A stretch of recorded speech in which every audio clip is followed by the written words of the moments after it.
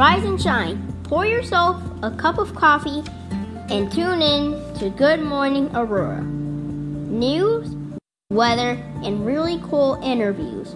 Monday through Friday from 8 to 9 a.m.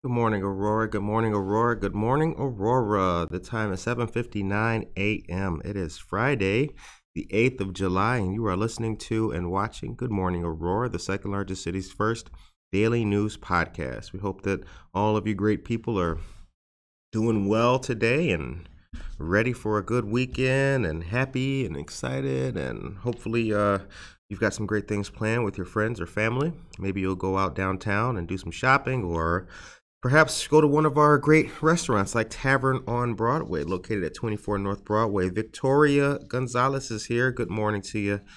Victoria is a dear fan of the show, and as a matter of fact, Victoria and I we've been to Tavern on Broadway. We chopped it up at Tavern and sat there and had a good time.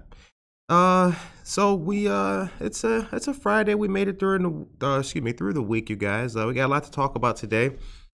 Budget increases for the city of Aurora, $1.3 million project to upgrade facilities. And we'll also talk about security in the wake of the tragedy of 4th of July in Highland Park and everything. So if you're just tuning in, good morning to all of you great people. I want to say also what's up to our friends out there on Instagram. Some of them hit me up. Hey, I'm going to be changing my schedule, so I'll be able to check you out in the morning time. Well, hurry up and change it. Hope that you do. ADS, Alarm Detection Systems. What is up? Treadwell Coffee. Good morning to all of you great people and our dear friends of the Community Foundation of Fox River Valley. Good morning to you guys too. So many great organizations here in the city doing a lot of great stuff. Okay, Clifford Angara. Good morning to you as well. The time is 8:01. All right, so let's start off with $1.3 million. There's a lot of money in Aurora today. A lot of money in Aurora news. $8 million, $1.3 million. We'll start off with the $1.3 million. The Aurora City Council. Excuse me. The Aurora City Council will consider about a $1.34 million project to upgrade the facility where emergency calls are answered. And dispatched to the city. The city's public safety answering point and backup communications center has not been updated since it was opened in January of 2010. Yikes. That's a long time ago. The remodeling would cover new equipment, but also issues with furniture, sound quality in the room, and lighting. With high ceilings in the current space and no noise dampening, operators have a difficult time communicating with residents when multiple calls are handled simultaneously. Under the plan, lowered ceilings, improved carpeting, and sound damping will provide for a much quieter call-taking experience. Another issue is that the dispatch center has gotten new technology. Each operator needs a better, more effective workstation. I would have thought they would have, since 2010? No upgrades, no updates since 2010? Yikes, it's gotta be one of the worst places in the city to work. Jeez. The bidding for the remodeling work was done through the city's job ordering contracting service by F.H. Passion, S.N. Nielsen and Associates, LLC. When using the job order program, the city receives a 7% discount. Passion uses local contractors. The main remodel cost will be about $457,850. The other high-cost parts of the project include the workstations to be designed and provided by Russ Bassett. That'll be about $281,000. Installation of a massive video wall system, I think like they do at the police department, to be able to display critical information and allow the answering point to have full situational awareness. That will be $313,430. Maria Vasquez, good morning to you, dear friend. Good to see you. Time is 8:03. Funds for the remodeling will be available through several accounts, including money raised through the Emergency Telephone Service Board. That will pay for $418,000, and that money is raised by the tax on landline and cellular phone calls. The rest of the money will be included in a budget amendment the City Council is also considering at its regular meeting. Alderman placed the remodeling contract on the consent agenda, meaning it is likely to be passed. $1.34 million to upgrade a facility where emergency calls are handled. Now, let's take a sip of coffee together, though. Let's do that.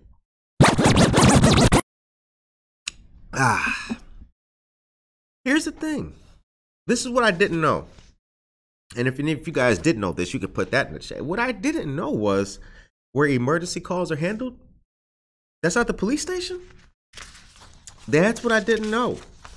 Emergency calls are handled by bodies and entities other than the police department? I did not know. Who knew? Who knew that? So anyway, it also does not say where this facility is located as well. So this article, now this is the beauty of reading. It gave you all this. It gave you money. It gave you names, but it didn't give you the location of this facility. So I guess that'll be TBD. The time is 8:05 a.m. All right, got more information for you guys too. There's a couple of great events coming up too, great networking events. For those of you who do not know, Good Morning Aurora likes to highlight and promote networking activities because those are fantastic ways to get to know each other, to get out there in the community and to learn and see new things. All right. Our friend Michael Rayford is involved in two great networking events. These are free and open to the public, and they're for financial literacy. The first is How Money Works for Kids. Learn the smart money moves for our youth. This will be July 19th. The schedule is as follows. 6:30 p.m. will be the meet and greet. 7 o'clock p.m. will be the overview, and 8:15 will be the reception. Appetizers and drinks will be served. The location is 1 Trans Am Plaza Drive, Suite 500 in Oak Brook Terrace. Once again, it's going to be July 19th. And then Thursday, July 21st from 6 to 9:30 p.m. at the same place, but a different suite, Suite 530, 1 Trans Am Plaza Drive in Oak Brook. This will be the Millionaire Within Me networking event. Appetizers and cocktails will be provided at this as well.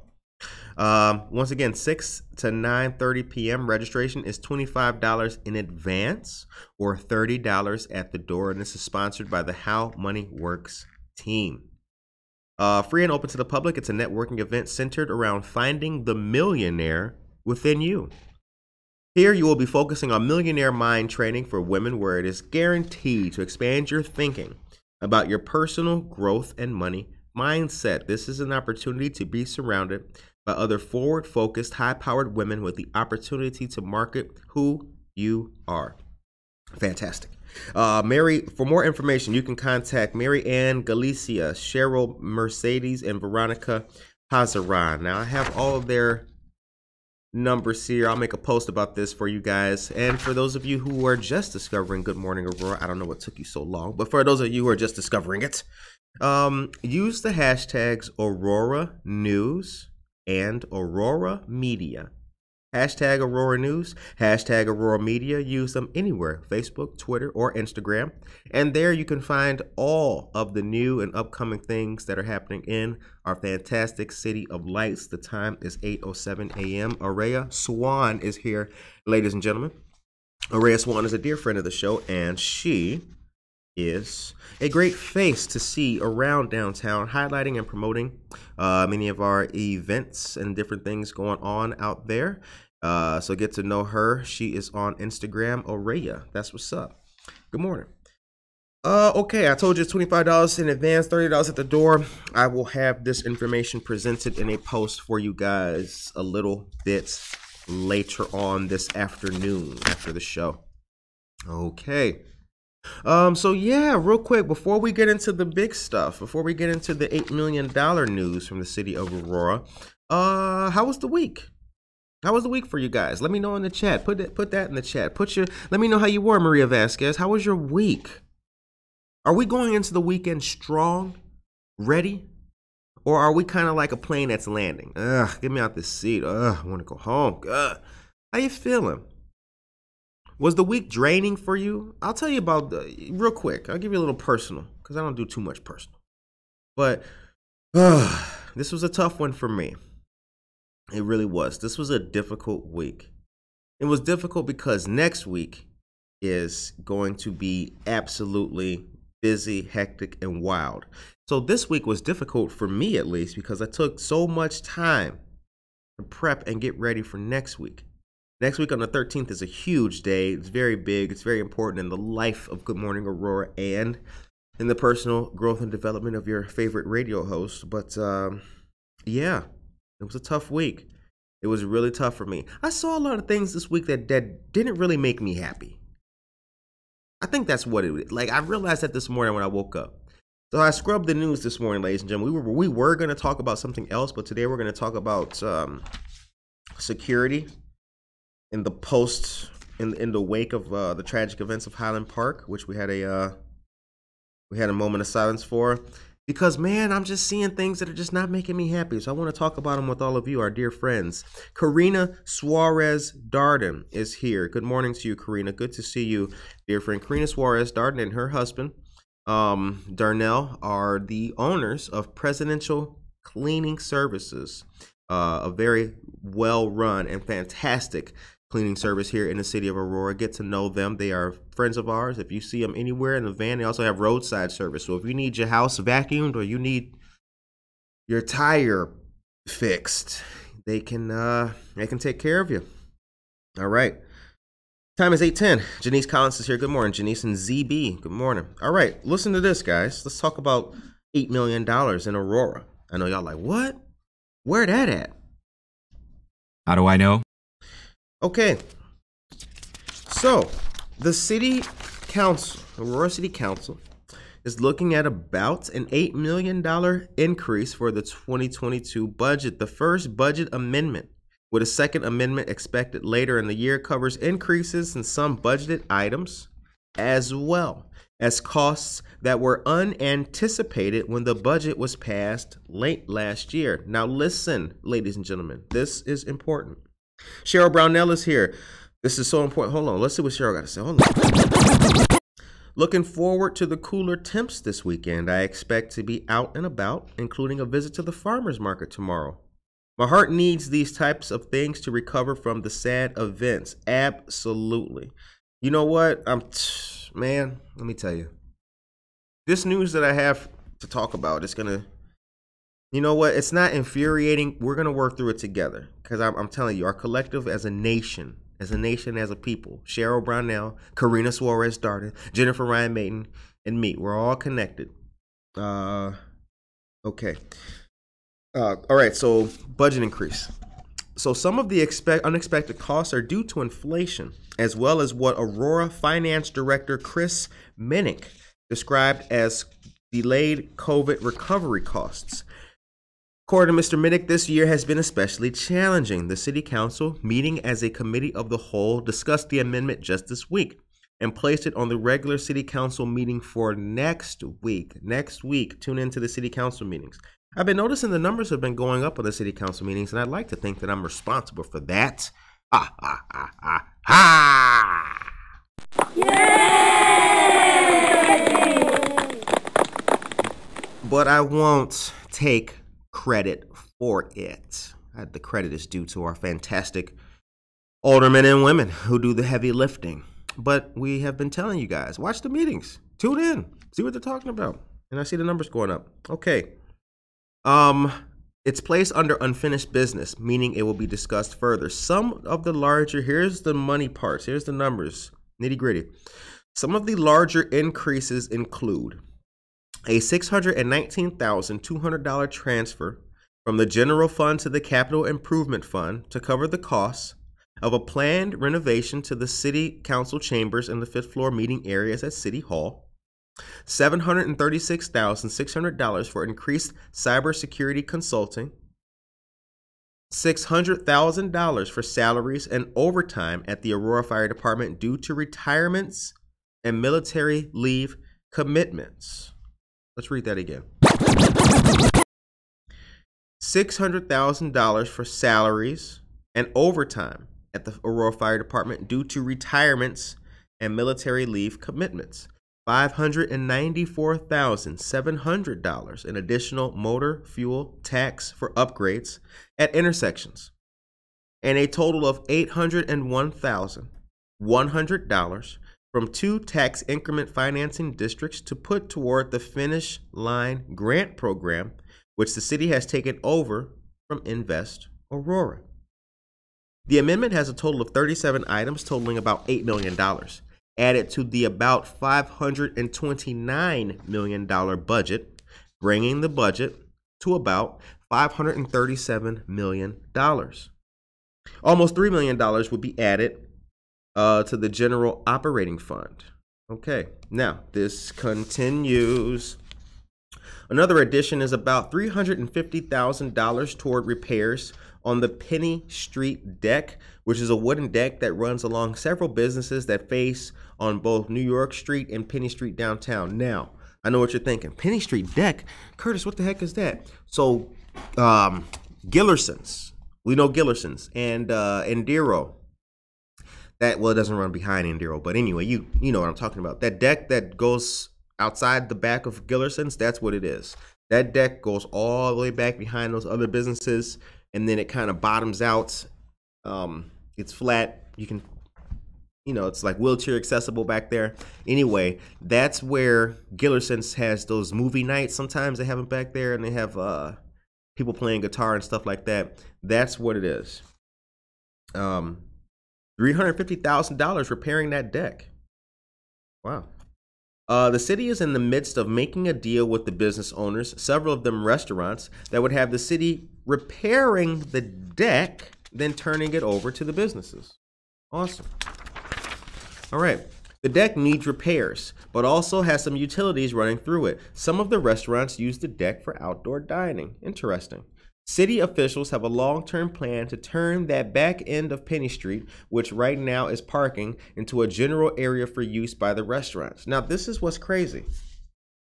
They was already doing that.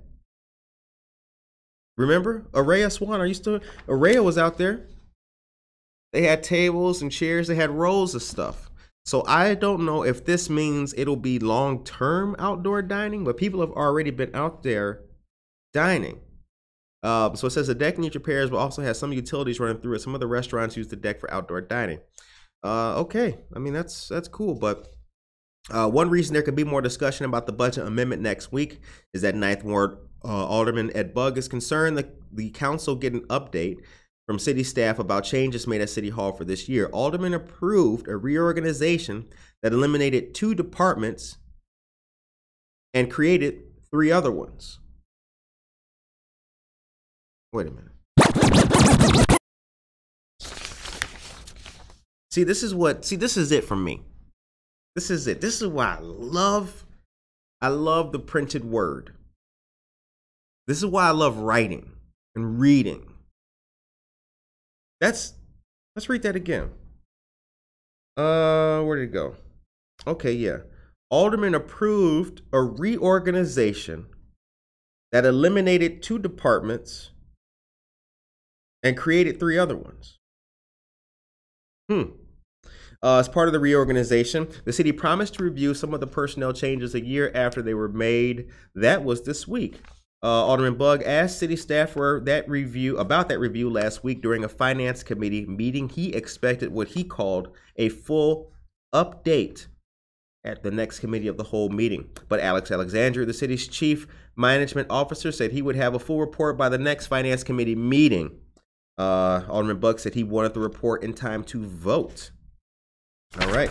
The time is 8:17 a.m. So yeah, $8 million increase in our budget due to inflation and COVID recovery costs.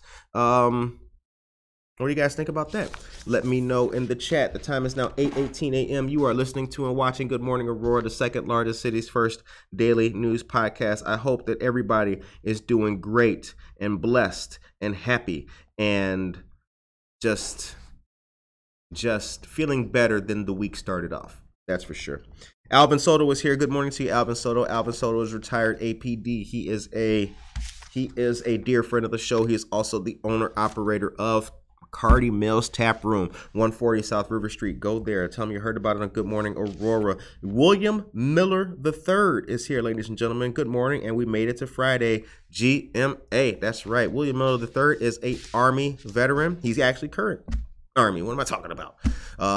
He's a dear friend of the show. We appreciate him very much. And Josie Mendoza Geller is here tuning in from Leon. Good morning. Sally Bice, Saul Olivas. Good morning to you as well. Okay, before we get into the law enforcement piece of this and we talk about the post Highland Park and what we've learned, I want to give you guys some great news here real quick. All right, so check this out, ladies and gentlemen. If you like softball, if you like sports, this is something good. And if you love our veterans, this is something even greater for you.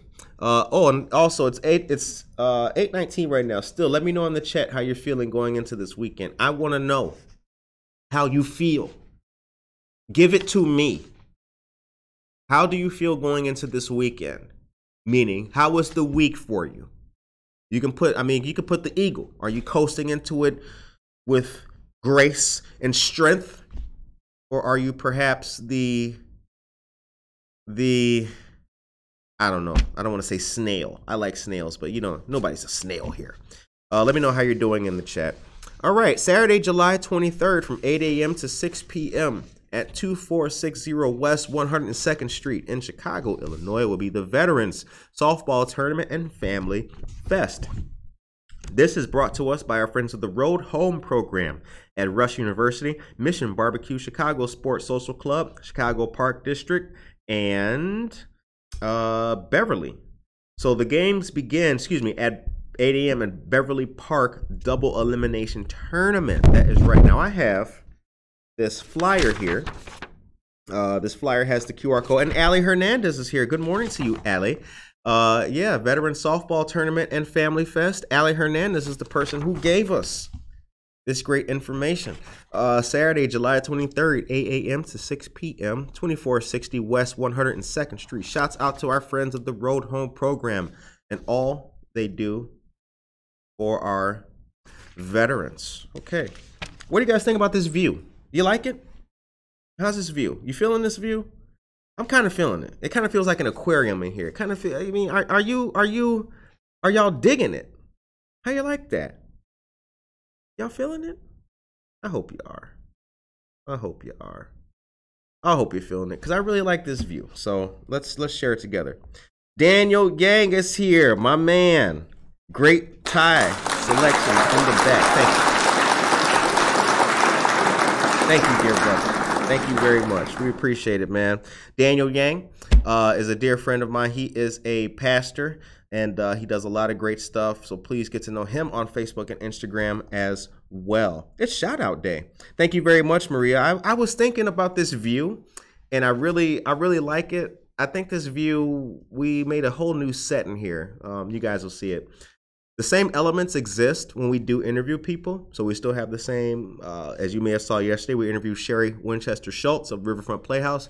That view is still the same, but we've expanded in here. So a little something different. I like this view better. I am ready to relax this weekend and take it slow. Thank you for letting us know. Let us know in the chat how you guys feel going into the weekend. Tracy Duran is here. Good morning to you, Tracy. Good morning and happy Friday. Let's spread some positivity out there today. Give a smile when you walk past someone. Doesn't cost a thing to be nice. Absolutely. Okay, next piece of news, ladies and gentlemen. I'm going to take myself to a commercial here. This is pretty cool when I take myself to a commercial. I'm always like, I'm always asking Monica or Medea, take me to a commercial. Now I got to take myself to a commercial. Medea is off until Monday. All right, King County Sheriff's Office, dear friends of ours, I got the news for them. Actually, this qualifies as breaking news.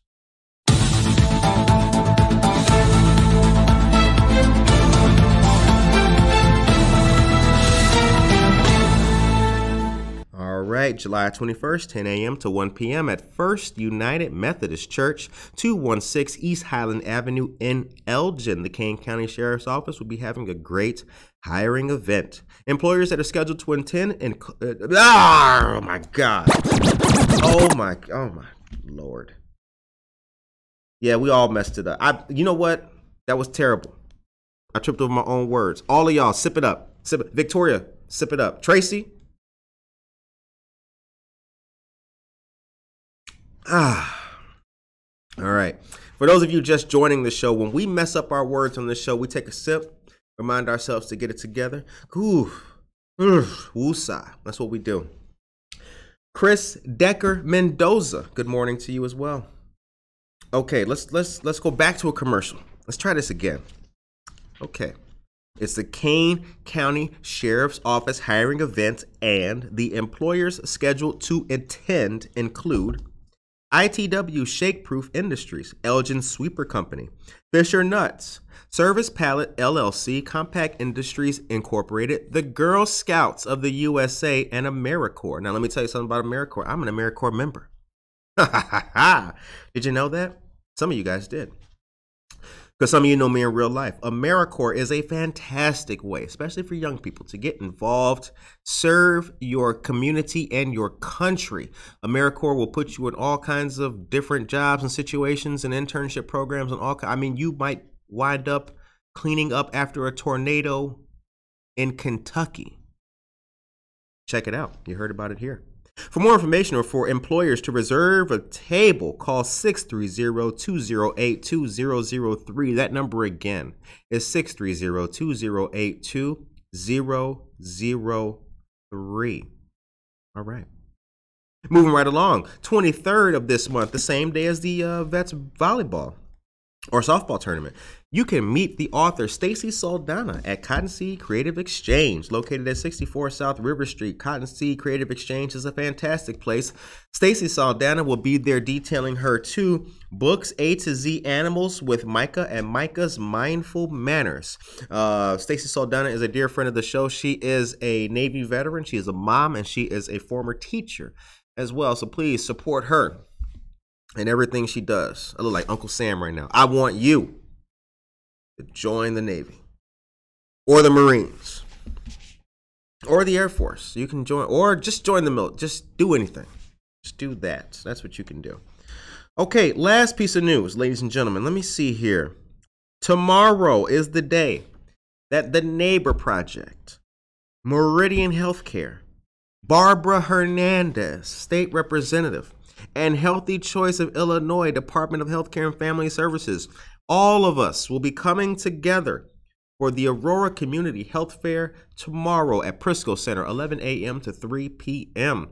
Please join for a community health fair event where we will provide free health screenings and immunizations, important health education, information, and resources, breast cancer and HIV awareness information, activities for everyone like Zumba, yoga, and food demonstrations, healthy food giveaway, local community resources, and a whole lot more. Raffle prizes and giveaways include tablets, backpacks, and even more cool things. So get ready for that, ladies and gentlemen. Come see a brother tomorrow. I will be there, 150 West Illinois Avenue. You can see me, your favorite radio host, in the flesh as I work for the benefit of all of our people. The time is now 8:27 a.m. You are listening to and watching Good Morning Aurora, the second largest city's first daily news podcast. Allie Hernandez put the link into the chat for the Veteran Softball Tournament and Family Fest. Once again, it's going to be Saturday, July 23rd from 8 a.m. to 6 p.m., 2460 West 102nd Street in Chicago, Illinois. Funny how life is. I used to live, let me see. I used to live like 4 miles away from that park.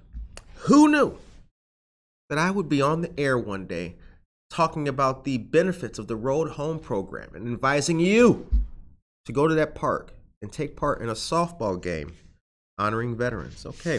Tracy Duran says, I'm looking forward to this weekend. I'll be out and about downtown and also stopping off at the Aurora Regional Fire Museum to drop off a, quote, artifact I found at Thrift and Dollar, a 1940s to 1950s style fire alarm. It's really neat looking. Awesome. Good job, Tracy.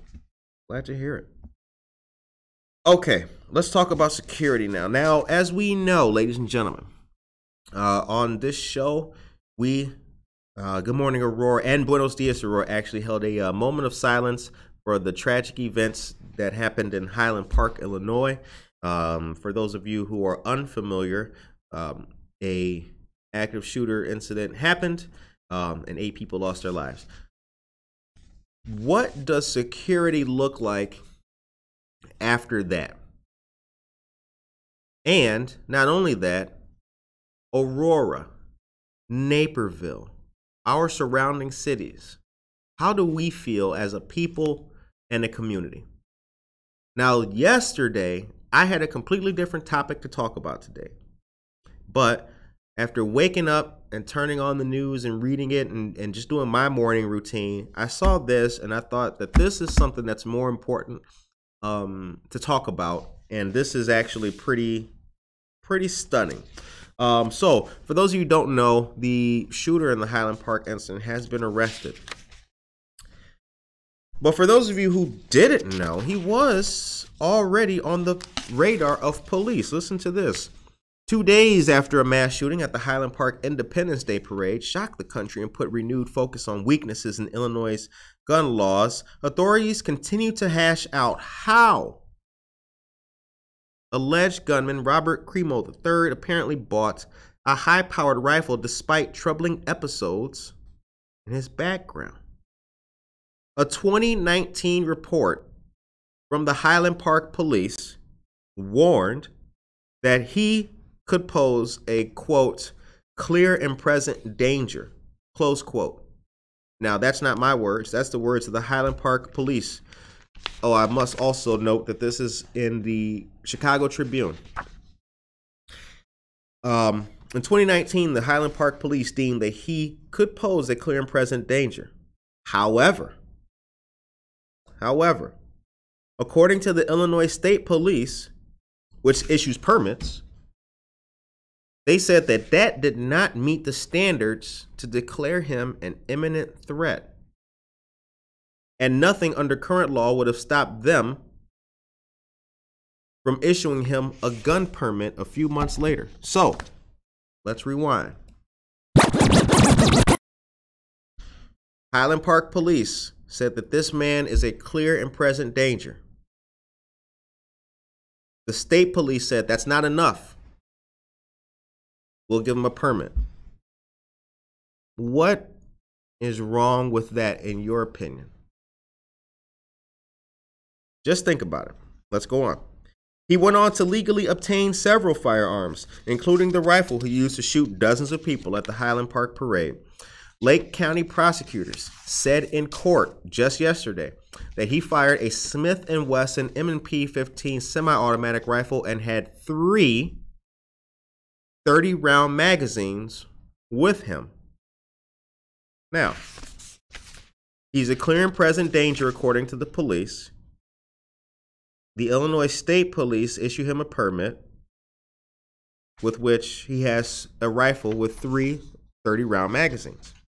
His firearm owner identification card was approved in January 2020, 4 months after he told state police, his firearm owner's identification card was approved in January 2020, 4 months after Highland Park Police told the state police that someone reported he made threats to kill everybody in his house. That's amazing. In 2019, the Highland Park Police said he was a clear and present danger. In January 2020, his FOID card was approved. And that was after the Highland Park Police told the state police that somebody told them he was going to kill everybody in his house. I think that what this shows is that nothing that is on the books in regards to laws will help and we need to start from scratch. That's kind of what I look at, what I see when I read this. Now, of course, I'm not in law enforcement. I'm not the prosecutor of Lake County, nor do I have a background in ballistics. But I'm just like you, right? I'm just a normal guy who tries to do the best I can and wonders, how can it be that the police can call you a clear and present danger, but you still get a FOID card? It goes on. When Cremo later applied for the FOID card, all the things, quote, all the things under the law that would be able to help us stop from issuing a FOID card, none of those factors were present. We've done a very thorough event. This is in regards to, this quote is from a person named Kelly. Hold on, who is Kelly? Who are you, Kelly? ISP Director Brendan Kelly, Illinois State Police Director Brendan Kelly. He said, quote, we've done a very thorough vetting over the past 48 hours looking into every aspect of this. And if you look at the report that was understandably submitted by the Highland Park Police Department in response to the information they had, and then you look at the law, he did not meet that threshold. Well, if he didn't meet the threshold, what was the point of saying he was a clear and present danger? What is that? Right? It's like somebody telling you the address to a party, but you're not invited. What are you telling me for? Why would you call the guy dangerous, but you can't stop it? It goes on. Officials revealed that just this week, while Cremo did not previously have any significant criminal record, police had twice been in contact with him in 2019. The first police contact had with Cremo was in April of 2019 when they were called because he allegedly attempted suicide a week prior. Officials determined that the matter was being handled by mental health professionals. On September 5th of 2019, someone reported to police that they were told he made threats to kill everybody. Police made contact with him for a well-being check, and he admitted to being depressed on the day he allegedly made the threat. He denied that he felt like harming himself or others, and police removed more than a dozen knives from his bedroom closet. His dad said they were his. No arrests were made. Highland Park Police did, however, submit a clear and present danger report to the Illinois State Police. Now, this is where the conversation gets fruitful. The Highland Park Police submitted a clear and present danger report to the Illinois State Police. I think that was the best thing they could have done. I think that's great. Shout out to the Highland Park Police Department. Check one, right? State regulations require law enforcement and school officials to complete such a report when they determine someone might pose an imminent threat of harm to themselves or others. State regulations require law enforcement and school officials to complete such a report. When state police receive the report, they are responsible for making the final determination about whether the threat is valid. And according to ISP Director Brendan Kelly, the Highland Park Police report did not meet that standard. Wow. There you have it. He says, quote, what we have here is an officer that looked at a report and he saw a single individual make a report to another individual about a threat made by Mr. Cremo. The police tried to corroborate that. They could not corroborate it. They had the individual saying that they were neither a threat to themselves or others. And you had the mother also agreeing with that individual. In addition, when the report was filed, Cremo did not have a FOID card or a pending application. So at the time they received the report, there was nothing to revoke or deny. Now, this is the point where people always say, well, that's a good thing, right? Because that's the other side of the argument to this. This is where the whole problem comes in, right? There's people who think that you shouldn't have to get a FOID card. There's people who want this. That's what they want. They don't care if it's domestic violence, sexual violence, drowning puppies. There are people who want you to be able to have a gun and get a gun no matter what. They don't believe there should be clear and present danger laws or red flag laws. I'm not one of those people. Cremo was 19 when he applied for the gun permit in December of 2019. Anyone under 21 must have their application sponsored by a parent or guardian, according to state police. The sponsor is required to fill out an affidavit swearing that he does not have any felony convictions, drug addictions, or recent institutionalizations for mental health reasons. That is, that the sponsor would be eligible for a FOID card. Illinois State Police reviewed the application in 2020 and issued Cremo his FOID card. In February of 2020, he bought the Smith & Wesson rifle he allegedly used to shoot dozens of people. Meanwhile, some lawmakers still have questions about how his FOID card application was approved. According to State Rep. Kathleen Willis of Addison, if we have people who are legally buying guns and they are what we consider the wrong people, we have to stop that.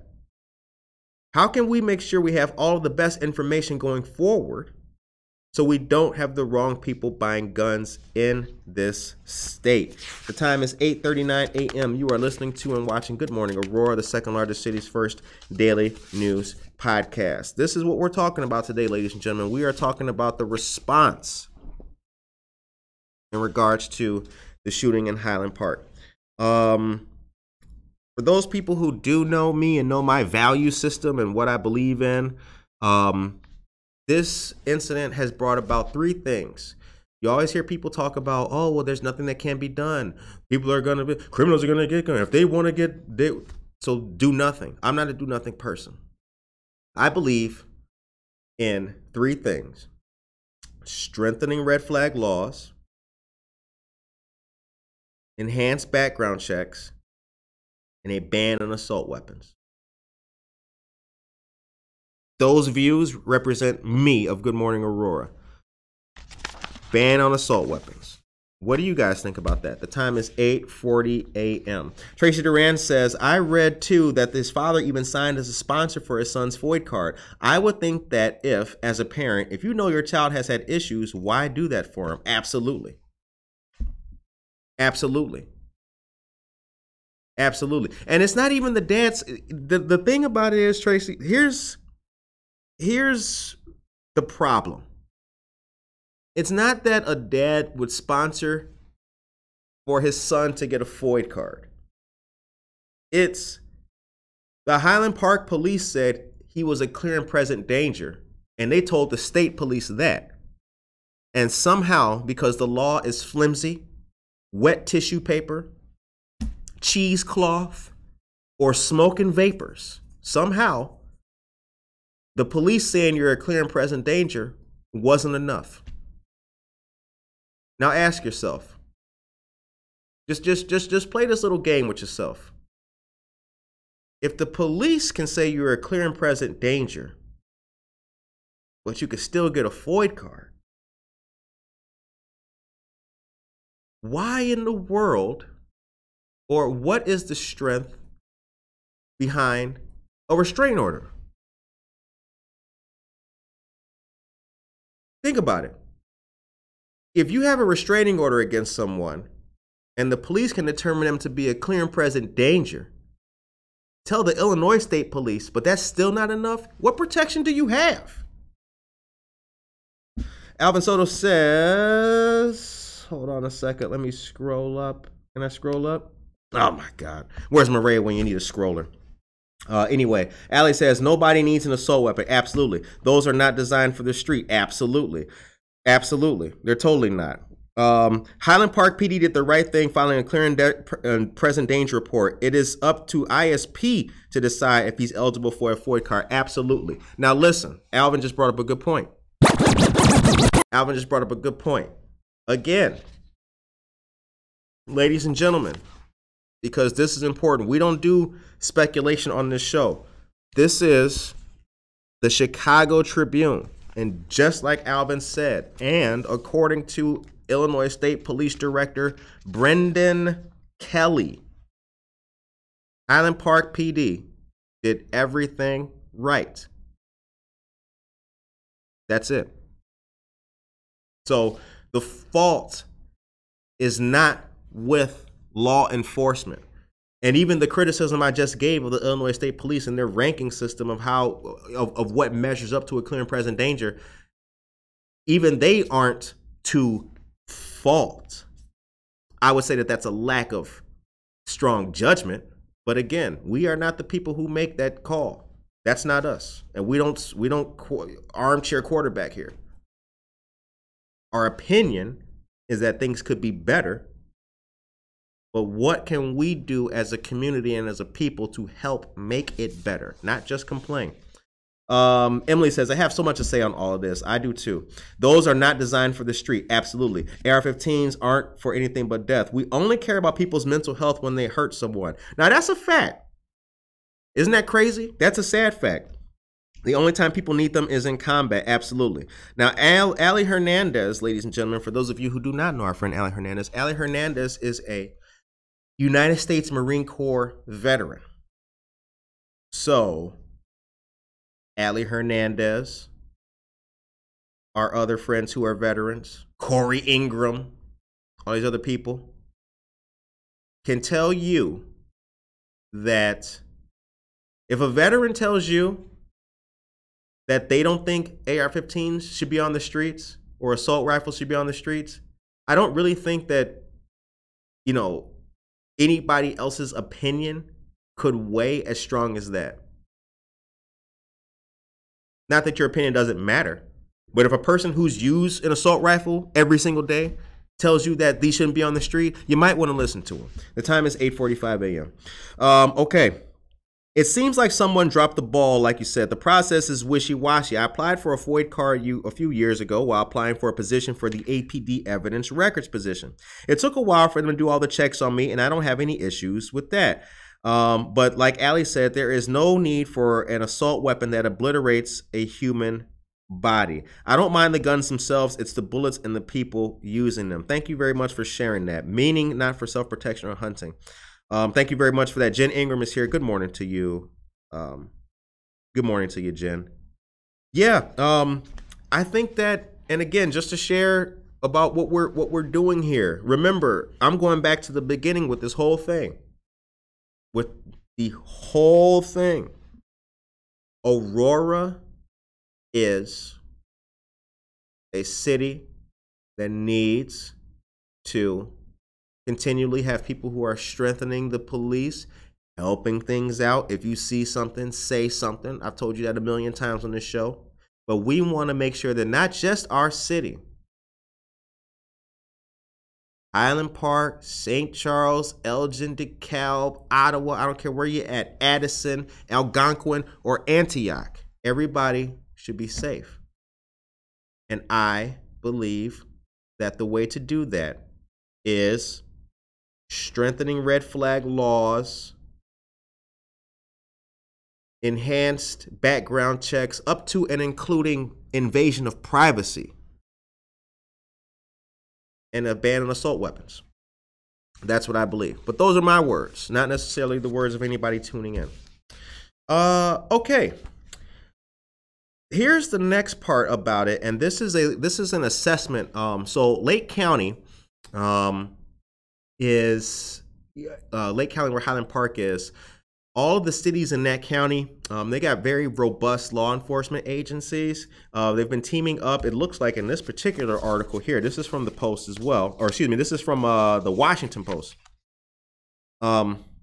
It says that Northwest Indiana law enforcement and experts from Lake County have teamed up to start revising and revisiting their security options in regards to the Highland Park. Now, what does that mean for us here in Aurora? Well, the answer is very, very simple. What it means is that whatever steps or concrete ideas, actions, initiatives that are taken by Northwest Indiana and Lake County law enforcement, I believe that they could potentially be a good template for us to use here in County and in Aurora. Northwest Indiana, that kind of area, for a long time, they've dealt with assaults and carjacking, kidnapping, all that kind of stuff. They've had some pretty hectic cases coming out of Northwest Indiana over the past 10 years. I mean, because Indiana's growing. Anyway, the day after the mass shooting at Highland Park, Northwest Indiana officials and criminal justice experts are revisiting security plans as events that draw large crowds are expected to go on as planned. Area law enforcement officials said the largest deterrent that they rely on is placing more officers throughout the event space. Okay. Oh, actually, excuse me. All right, here we go. This includes having law enforcement officers in visible strategic locations and, quote, officers in strong, non-visible presence, close quote. What does that mean for people like you and me? That means undercover. We need to know what their plans are and whether, say, a protest on the courthouse square will be stationary or include marching through downtown. This is important. So important, we're going to rewind. Listen, we need to know what plans are. Whether, say, a protest on the courthouse square will be stationary or include marching through downtown. Sometimes organizations don't want to give us that information, and that's a hindrance to keeping people safe. Close quote. I totally agree that that's a hindrance. However, the only constant in life is change. Large-scale events such as the 10-day run of the Porter County Fair, which is taking place later this month. Mind you, this is Northwest Indiana, so it details a couple of events that don't take place here. They take place in Indiana, but they're big, and these are things to learn from. Porter County Fair, downtown Valparaiso, Popcorn Festival. They draw in upwards of 50,000 people the Saturday after Labor Day and include a lengthy parade. And now, police departments, Balen and Porter County sheriffs are getting together to discuss what can be done to keep this safe. Both law enforcement leaders have participated in the 4th of July parade before. Okay. In the immediate aftermath, there's a tendency to want to have an answer.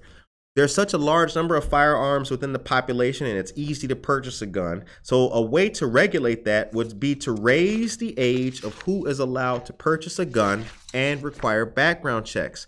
Access to high-powered weapons is a problem. A way to regulate high-powered weapons would be to limit the size of the magazine. Officials also should consider developing an early warning system to identify a person who is displaying questionable behavior, like posting violent content or someone described as antisocial, a loner, or bullied, particularly in the event of a school shooting. Now, I don't believe in shining a light on people who are loners. I'm a loner. Lots of people are loners. Being a loner, I mean, it just may not be your crowd. I don't like sports, so I sit in the corner at any sports event, So I don't believe that light should be shown on loners, but definitely, I believe if you're posting violent content or you're threatening to kill anybody, in my personal opinion, you're done. That's it. You're out of here. That's just me. What do you guys think about that? The time is 8:52. Emily says, maybe if you reside in a city with a certain number of people, those guns are banned. Baby steps. But how do you go get them from people who already have them? That's the part that needs some attention. Actually, I can answer that question. Here's the thing, and this is important. The previous ban on assault weapons that America had, that ban, Emily, and for anybody else to strengthen this, if you have an assault weapon already, if you have an assault rifle, you're grandfathered in. Nobody's going to come and knock and say, hey, a new law is passed, you got to give it. No, that's not going to happen. And I support that. I think that's absolutely fine. If you already have a rifle, you keep it. If you've ordered a rifle and that rifle is being delivered, you keep it. But per the law being passed or changed or updated, what have you, legislated upon, and being written into law, then it begins. I don't believe in taking guns from people who already have them. I don't believe in that. But that's what I think. Time is 8:53 a.m. This article is really long. I want to get this last point out of here, then we'll go. Gloria Gerardo, good morning. Neela Cone, Daniel, good morning to you. And Josue Pais, good morning. Okay. Research has found that red flag laws, taking away a gun from someone posing a danger to themselves or others, reduces gun violence. Research has also found more guns in the general public correlates to more violence. It's also important to note that individuals that are most likely not mentally ill, it's important to note many individuals are most likely not mentally ill, but rather troubled. Research has shown that people who are diagnosed with a mental illness are more likely to harm themselves as opposed to the public. In Griffith, Indiana, Police Chief Greg Mance had just gotten home from manning the town's 4th of July parade when an app he uses blasted the Highland Park shooting. Now they have big events which are getting planned: Rock and Rail and Broad Street Blues and Barbecue Fest. In the previous role, surveying the officers and their availability to man the events comes next in creating an operations plan. If the department feels it'll need more manpower, it does have a budget for hiring off-duty officers from other departments to assist. Officer-manned drones observe crowds from above, as do SWAT-trained officers from lower rooftops of the town's downtown businesses. Quote, with enough determination, someone can easily scale 2-3 stories, so we make sure to harden those targets. We've asked business owners to temporarily move dumpsters away from their buildings, for example. The biggest part of preparation comes from one of their own.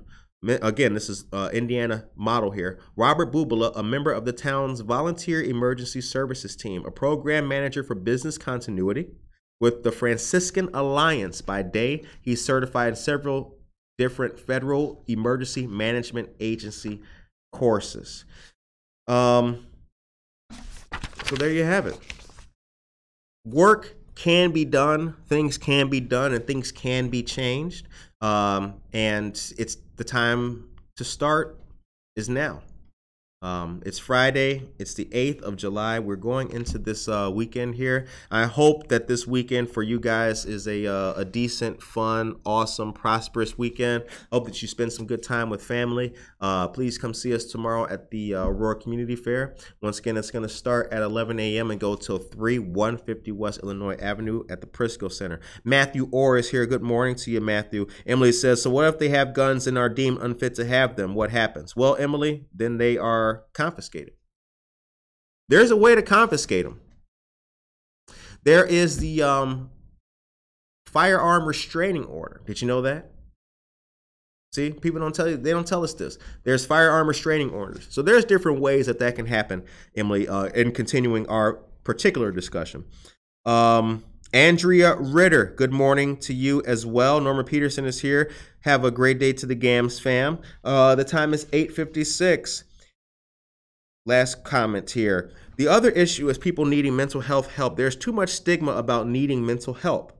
Appropriate help, that is. Seems some parents write off their child as a phase they're going through or they're just acting out. It's best to have them go to therapy to talk about their issues and be heard. I agree with that. I really do. All right, ladies and gentlemen, it is 8:57 a.m. Casildo, good morning. Casey, good to see you, brother. I hope that you guys have a great rest of this weekend. Monday, we have another great show for you. It's going to be an exciting week next week, and the 13th is a big day. We are hosting and moderating a dialogue between the Kane County State's Attorney's Office, Family Service Associates of Elgin, and the APD, and it's titled Reimagining Public Safety. I'm very excited about it. I will be the moderator. Tune in. It's going to be on the 13th, which is Wednesday of next week. Tune in, 6 o'clock to 7 p.m. on the Kane County State's Attorney Facebook page. Wish me luck. I'm going to do my absolute best to lead a competent, positive discussion. See what we can do to rise together as a nation and as a country and as a city. Ladies and gentlemen, have a great weekend. Take care of yourself and each other.